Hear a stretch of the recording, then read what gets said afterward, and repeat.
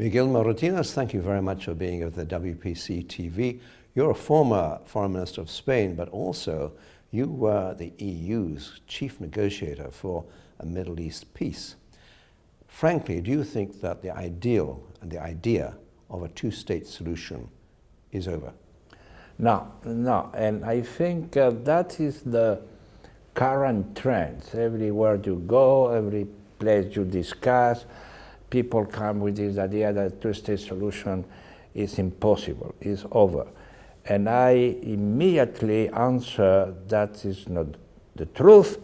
Not only is not the truth, it's the only alternative. Because it will be a total collapse of international community at the UN and international level to the Israeli interests. You can imagine they are looking for a Jewish state and Israel state living together. How kind of a state with different type of unique state sharing with Palestinian and Arab citizens. So, and then for the Palestinians themselves. You know, the UN archives has been filled up with 100,000 pages about the Palestinian state. And suddenly the international, even the actor, even the Palestinians themselves, even some political analysts say, no more state. That is not going to happen. I think the Palestinians have not only the right, have the legitimacy to have their state. Once Israel and Palestine both are living together, then in this new world they can, well, make any kind of agreement. I remember Simon Peres with his dream about a European Union system similar of Europe have done to the Middle East. No? So, but the way should be through two-state solution. Well, let me just turn now to the EU, just very briefly. You've got Brexit, and you have moves to the right, the extreme right in parts of Europe, particularly Central and Eastern Europe. What is the future of the EU? Well, I think EU should react to the new situation. I think it's an opportunity. Even I think I don't rule out totally that Brexit will take finally place. Well, it's a sovereign decision of British citizens, but there is a process. We have never been confronted to one member state who decide to quit. I know how difficult it is to join the European community. Spain took 9 years to join.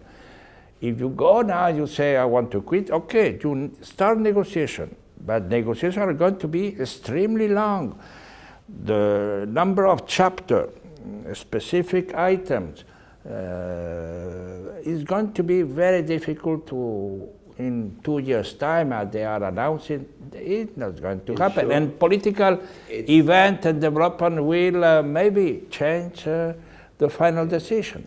Well, personally, I would hope so. But in the meantime, of course, it's very good for journalists, it's very good for lawyers, it's very good for diplomats. Yes, so. Yes, it's good. But you know what really concerned me more about Brexit is that for the first time in my short life or long life, however you want to qualify it, even when I was young student going to UK to learn the language. Even already UK being in 73 EU member, there was no, the British considered them first British, and then, well, I'm in the European Union, but I'm not for Europe. I mean, I'm part of Europe, but, and for the first time, the new generation, the young generation, they feel European. They want to be European. And so the majority of the new generation vote in favor. So how we are going to forget about them?